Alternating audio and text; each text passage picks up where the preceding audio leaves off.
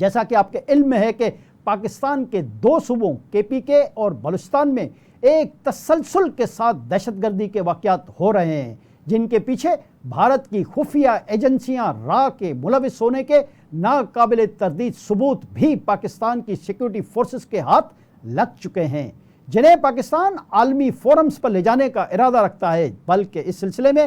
بڑی حد تک تیاریاں مکمل ہو چکی ہیں۔ بھارت یہ سوچتے ہوئے کہ اس سے پہلے پاکستان عالمی فورس پر جائے، کیوں نہ ایک فالس فلیگ آپریشن کر کے اپنی جان بچائی جائے اور الٹا پاکستان پر ہی دہشت گردی کا جھوٹا الزام لگا کر دنیا بھر میں شور کر دیا جائے۔ سندھ طاس معاہدہ معطل کر کے بھارتی وزیر اعظم نریندر مودی اور اس کی ٹیم نے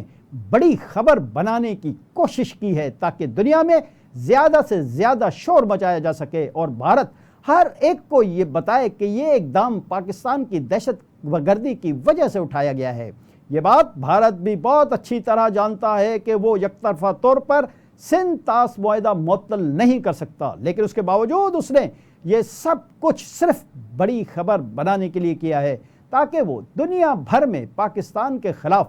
زیادہ سے زیادہ پروپیگنڈا کر سکے۔ اب ذرا غور کیجئے کہ اگر بھارت صرف پاکستانی سفارتی عملے کو اپنے ملک سے نکالتا، سرحدیں بند کرتا اور پاکستانیوں کے ویزے منسوخ کرتا تو دنیا میں کوئی بہت بڑی خبر نہیں بنتی اور اکثر یہ 2 ممالک کے درمیان روٹین کی بات سمجھی جاتی۔ لہذا بھارت کی انتہا پسند حکومت نے اپنی سازش کو گہری کرنے کے لیے سندھ طاس معاہدے کی معطلی کا اعلان کیا تاکہ عالمی فورمز پر بات ہو اور بھارت پاکستان پر جھوٹے الزامات لگا کر اس کی آوازیں دور دور تک سنائے۔ لیکن پاکستان کی حکومت اور عسکری قیادت بھارت کو بھرپور جواب دے کر اس سازش کو ناکام بنائے گی۔ اس کے علاوہ بھارت کے اس قسم کے انتہا پسندانہ اقدامات کا ایک مقصد یہ بھی ہے کہ پاکستان میں جو ایک دفعہ پھر